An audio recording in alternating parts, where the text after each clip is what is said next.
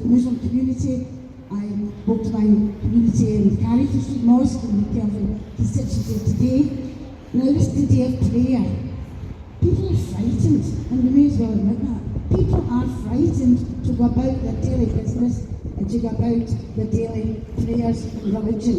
We have to make sure we protect that. We have to make sure we protect the freedom of all our people, and particularly our Muslim community.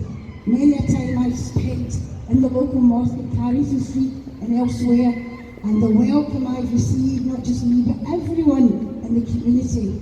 You're all one of us. You belong to us. You're our community, and it's up to us to ensure that we stand solidarity behind you, with you, by your side. So I speak out to all of you here, and whoever wants to record this here, turn to your neighbour, no matter who they are, turn to your neighbour, and in particular your Muslim neighbours, and say, you're our friend. We will protect you. We will stand by you, because believe me, you can ask any one of them. They will do the same for us. So thank you for coming along. As I said, my sympathies with everyone who suffered, and obviously communities here who have relatives over there as well are suffering too. Stand firm, stand together. We'll win, and don't let the hatred of the fascist right win. Thank you so much.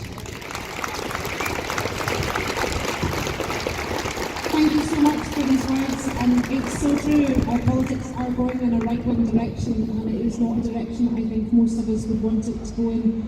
But staying on the theme of politics, I know, as I said, Nicola Sturgeon wasn't able to make it here today, unfortunately, but one of her right-hand men, Hamza Yusuf, is here to speak for himself, for the party, and for the Muslim community.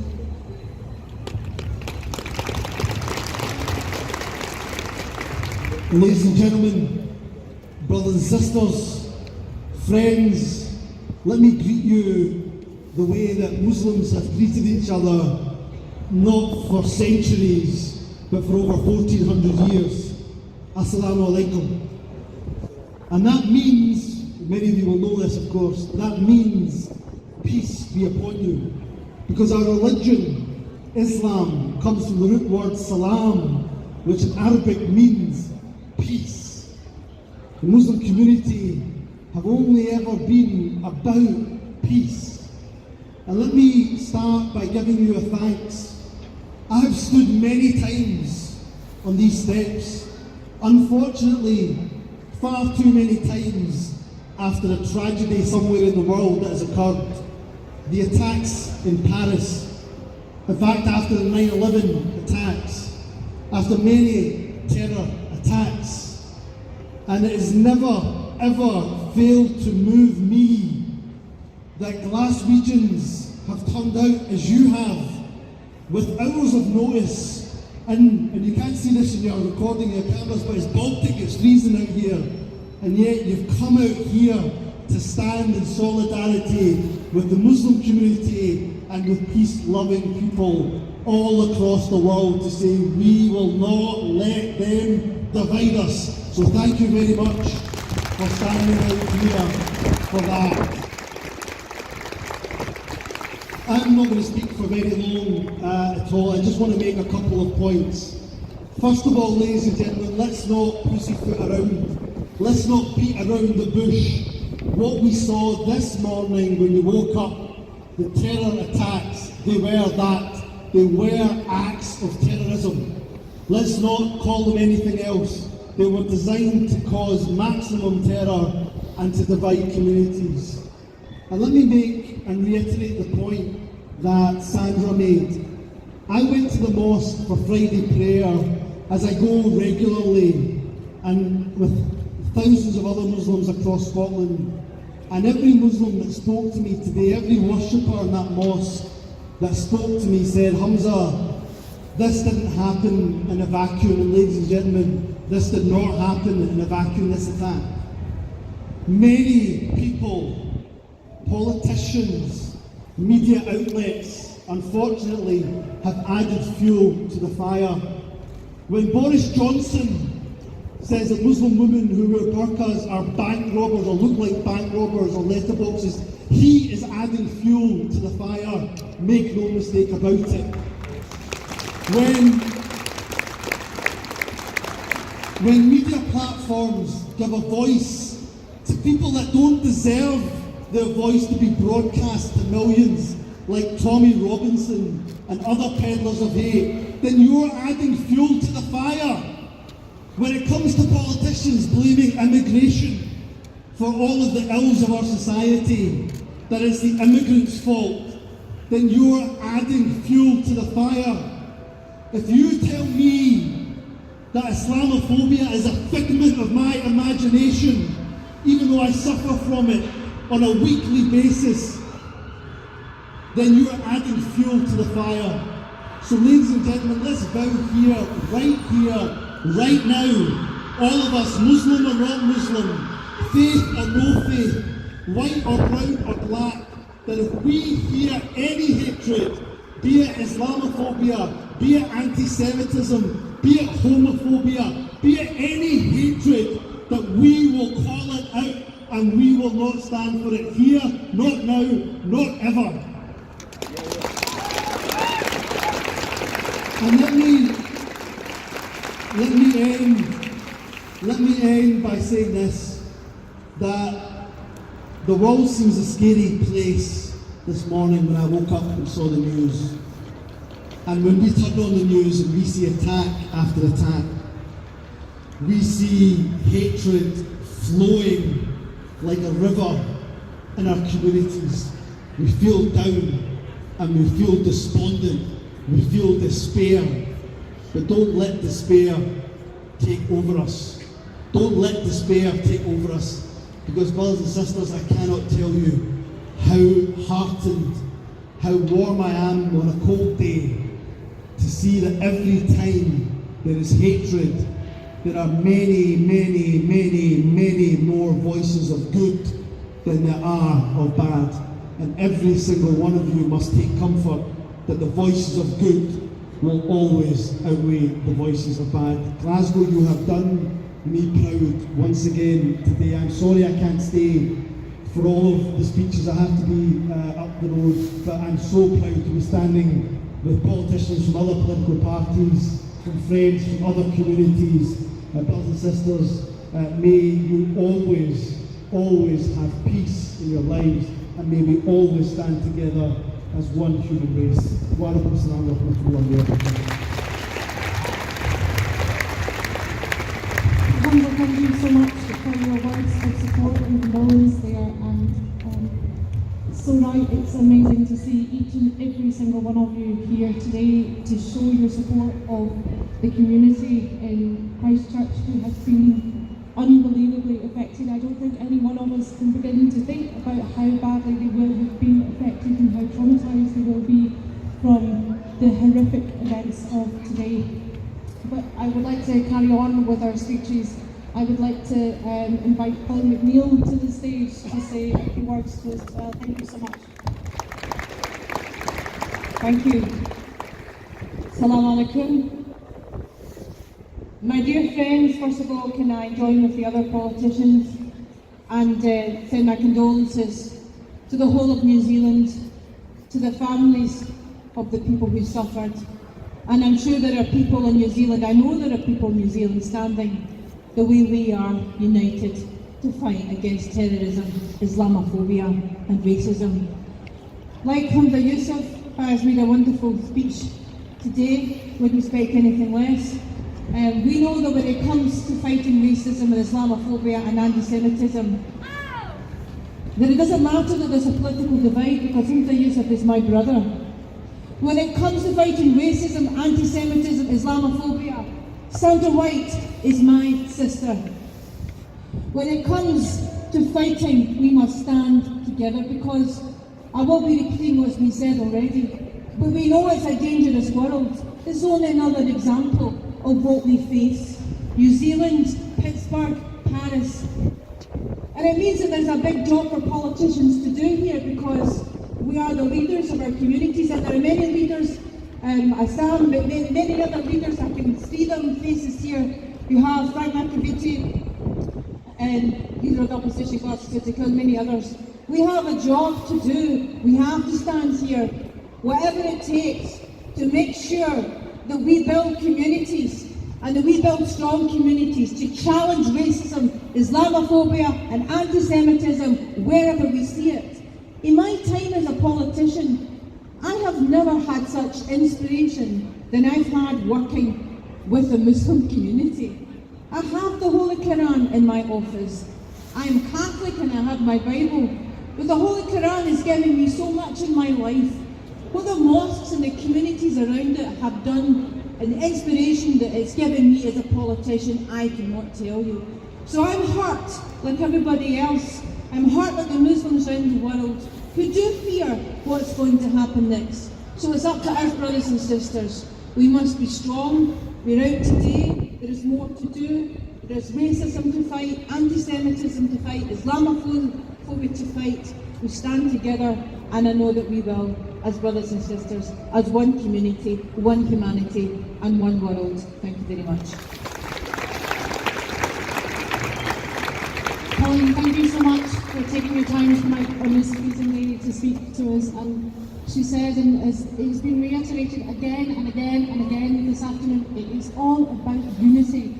It does not matter our race or our religion or anything. It is about unity and standing together against the hate that we are facing today in this day and age.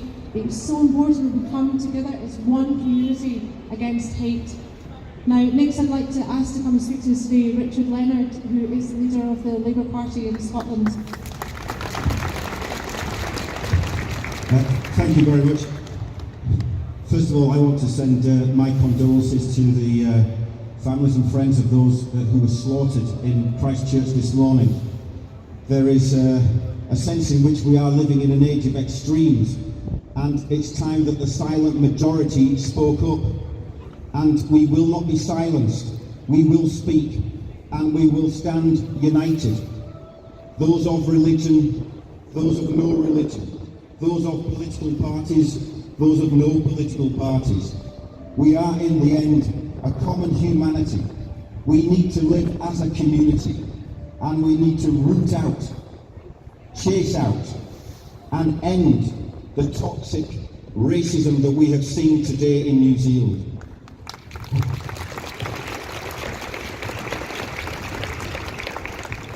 There is an old trade union expression that an injury to one is an injury to all. We stand together because none of us, no one gathered here, can live in a society that tolerates this. So there needs to be action. There needs to be action as well as words. And tomorrow, there is a Stand Up to Racism demonstration in this city. And I would urge everybody who is here to come back out tomorrow morning. Show your solidarity. Show your solidarity with all of those communities who are facing discrimination, who are facing racism, and say that we are one city, we are one country, we are one world, and we stand together. Thank you very much indeed. Thank you so much. And again, and I know I keep saying it after every speaker, but it is all about solidarity. I would like to ask a massive favour of each and every one of you right now. I would like each and every one of you to turn to your neighbour and say, we are one, we are united. Because that's what we are. Brothers and sisters, we are together in this fight against hate. And look at that, it doesn't matter what the race or what the religion or what the belief, you are all united as one, and it is a beautiful thing to see from here that so many people are united as one. But now I'd like to ask to come and speak to us from Muslim Council of Scotland. I'd like to ask Brother Omer to come and speak. He is our mosque and communities representative, and he has worked tirelessly all day in supporting our communities and supporting our mosques as they have dealt with the fear of this attack, as they have dealt with the injustice, and when they have dealt with what to do with the emotion and the outcry and the hurt from what has happened. So I'd like to ask him to come and speak to us now.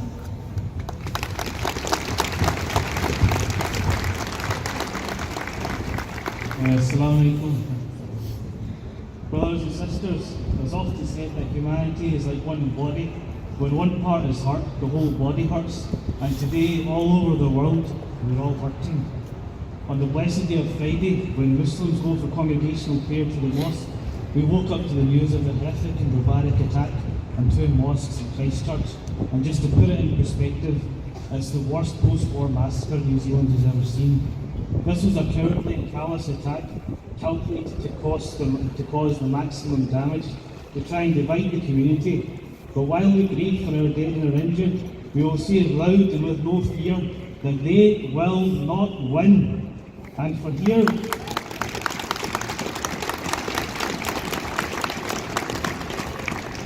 and looking around here today is testimony to that, because here we are on the other side of the world, united in our condemnation of their actions.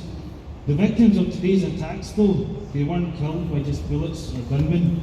They were killed by the slow and steady dehumanisation of Muslims and immigrants, brought about by sensationalist media reporting and dog-whistle political rhetoric. Even today, populist politicians will blame Muslims and immigrants for today's attacks. Mainstream media outlets shared footage from the gunmen hoping to cash in on it going viral. And these people, we say to them, shame on you, and it's time that this stopped. When I look around, I see fiercely proud Scots of all faiths and none, of all backgrounds, and we won't let any of the people who perpetrated this attack win. We won't let any of the people who have caused this attack to win either.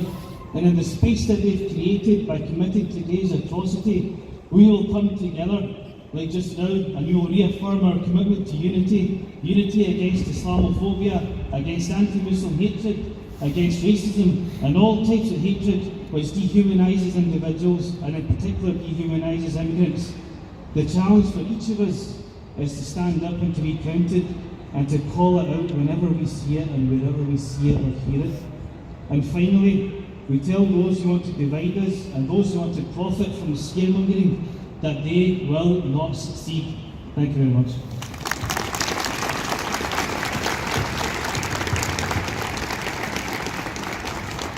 Thank you so much for that speech that says so much. That it is not just an individual thing. The politicians, the media, the big organisations, everybody needs to take responsibility for what happened today. We have one last speaker with us today. Sorry, Susan.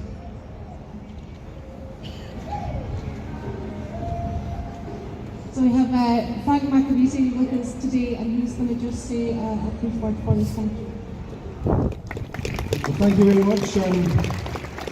I'm the leader of the opposition Labour group in Glasgow Council, and 60 seconds ago I was asked to come up and speak. I think like everyone else who woke up this morning to hear the horrific news of a community in a place of sanctuary, in a place of faith, were brutally massacred, and men, women and children have not been able to return home to their loving families because of these 2 acts of barbaric terrorism. In a country that has never been known to have had any level of deep-seated division, in a country that has never seen that level of despair and horror. And many New Zealanders are waking up today and tomorrow wondering what is happening to their country in a way that has happened in many other parts of the world over the last number of years. All the speakers have spoken powerfully, and they've all spoken eloquently about the pain that we understand and the horror we can never fully comprehend, but we need to understand to change it. And that does mean we need to challenge all the assumptions that are made about who is responsible and who is the other. If we create a culture in which we don't see our common humanity, if we create a culture where we don't see that we are each other's brothers, sisters and keepers, and if we don't see a culture that renounces violence, we will continue to have these events occurring over and over again. And in my role in Glasgow City Council, a number of the communities that have felt affected globally have spoken to us about how they felt when events happened in the synagogue in Pittsburgh, or the events in Paris, or in schools where no one is safe. What a hell of a world we're creating. But I'll finish on this. The solidarity that is here this evening, the quickness of response of people of Glasgow and everyone who cares about our great city, we will be determined to make sure it can never occur here where possible. We give support to every community that is building interfaith and community links. And our compassion and our heartfelt understanding goes to those families who tonight have absolute desolation in their hearts.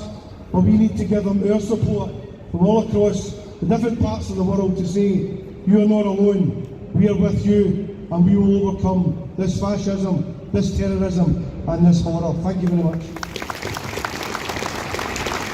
Thank you so much, and thank you so much for coming up to speak in such short notice for us. Thank you. Ladies and gentlemen, we are hoping that on Saturday next week we will have a vigil across Scotland to show our support for what has happened, to show that we stand up against these terrorist acts, that we stand together as a Muslim community, as a human community, and as human beings. We stand together, joined, and we are hoping next Saturday we will have a candle vigil for the victims of Christchurch.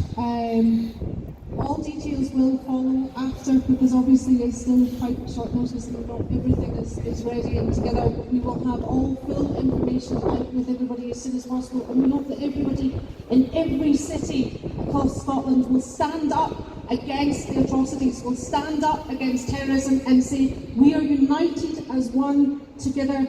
Ladies and gentlemen, thank you so much, everybody, brothers and sisters, for coming out today and showing your support and showing your condemnation of these atrocities. Thank you so much to the Muslim Council of Scotland and to the Muslim community and to each and every one of us. Thank you so much. Thank you.